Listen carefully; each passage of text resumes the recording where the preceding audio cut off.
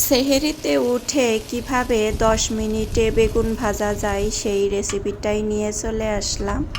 আসসালামু আলাইকুম, কেমন আছো সবাই প্রিয় আপু ভাইয়ারা? এই তো একটা বেগুন নিয়েছি, সেহরিতে 5-10 মিনিটে আমি বেগুনটা ভেজে নিব। তাই আর কি সবার সাথে শেয়ার কিভাবে আমি সিক্রেট মশলা দিয়ে আমি এইটা আর কি 10 মিনিটে ভেজে নিলাম। সেহরিতে তো যথাযথ মানে কম সময়ে যা করা যায় আর কি সেটাই করার চেষ্টা করা হয়।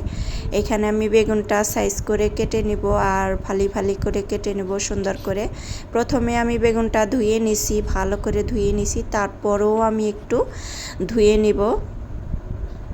এই তো সুন্দর করে কেটে নিলাম, আমি বেগুনটা পিস পিস করে কেটে নিতেছি। যার যেমন পিস সেইভাবেই কেটে নিবে। এইভাবে একটু কেটে নিলে ভিতরে মশলাটা ঢুকবে ভালোভাবে। সবটাই আর আমি এইভাবে কেটে নিছি সুন্দর করে। এইভাবে কাটলে আর কি সুন্দর মশলাটা ঢুকে ভালো লাগে খেতে। সবটি আমি এইভাবে কাটিং করে নিব সুন্দর করে। দেখেই বুঝে নিতেছ যে কিভাবে আমি কাটিংটা করলাম। এই বেগুনটা আমি এইভাবেই করে নিলাম, আর অর্ধেক পিস ছিল যে সেইটাও কাটিং করে নিছি। এই তো ধুয়ে সব কিছু রেডি করে নিলাম। এখন মানে মশলা মিশানোর পালা। এখানে আমি লবণ নিলাম প্রথমে, তারপরে হলুদ নিব। হলুদ, মরিচ, ধনিয়া সবটাই ছিল এখানে, সবটাই নিলাম আর কি। এখানে আমি একটু কর্নফ্লাওয়ার দিয়ে দিব। সেইটাই আর কি বেগুনটা যে ভাজলে পরে ভেঙে যায়, সেই ভেঙে যাবে না। আর এই কর্নফ্লাওয়ারে সুন্দর মানে একটু সুন্দরভাবে বেগুনটা ভাজা হবে। তার মধ্যে দিয়ে দিলাম একটু চিনি।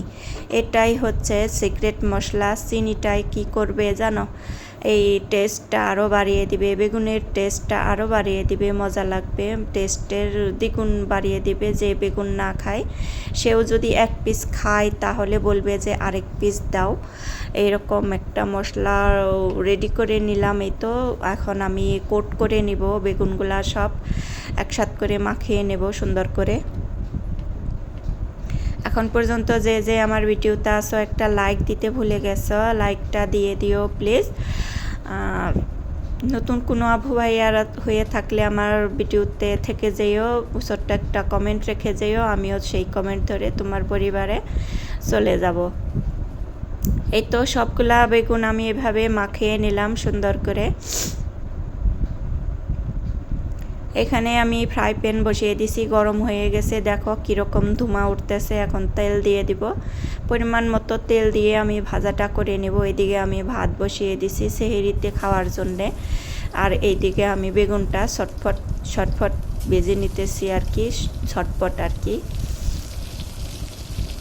ওই যে বললাম না, কম সময়ে যেভাবে আমি বেগুনটা ভেজে নিলাম, আমি ঢাকনা দিয়ে ঢেকে বেগুনটা ভেজে নিব। অনেকটা সুন্দর কালার হয়েছে, কর্নফ্লাওয়ার দিলে বেগুনের কালারটাও সুন্দর আসে আর কি, ভাজাটাও অনেক ভালো হয়। তার মধ্যে একটু চিনি দিয়ে দিলে আর একটু ফ্লেভারটা আর একটু ভালো হয়।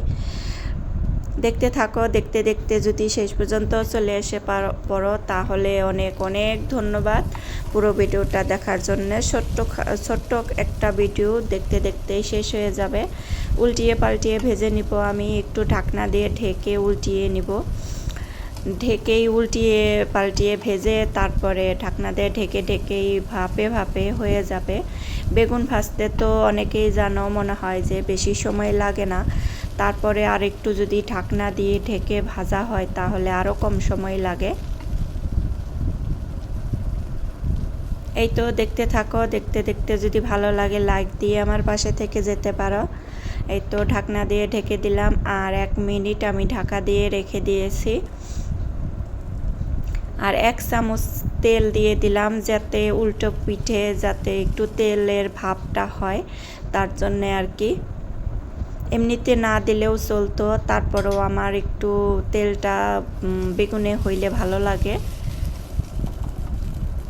এমনিতে তেল খাওয়াটা একটু কমই খেতে হয় রোজা রমজানের দিন, আর তেলটা একটু কম খাইলেই ভালো হয়। এই তো উল্টিয়ে নিলাম, আরেক পিঠ উল্টিয়ে নিলাম, এখন আরও তাড়াতাড়ি হয়ে যাবে। ঘড়ি ধরে আমি 5-10 মিনিট আর কি ভেজে নিয়েছি। সত্যি কথা বলতে কি রোজা রমজানের দিন মিছে কথা বলবো না আর কি, কম সময়ে যেটা আর কি করা যায় সেটা আর কি শেয়ার করছি।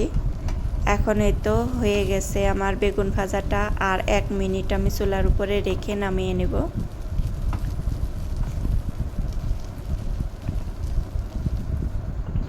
কেমন হইলো আজকে বেগুন ভাজাটা কমেন্টের মাধ্যমে জানিয়ে দিতে পারো। এখন এই তো হয়ে গেছে, তুলে নিতেছি বাটিতে।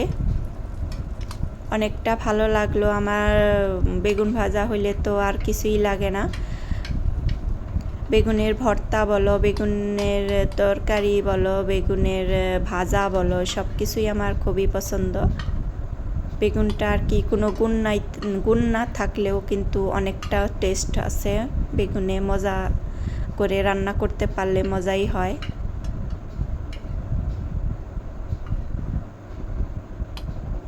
এই তো আজকে এই পর্যন্তই, ভালো থাকো সবাই।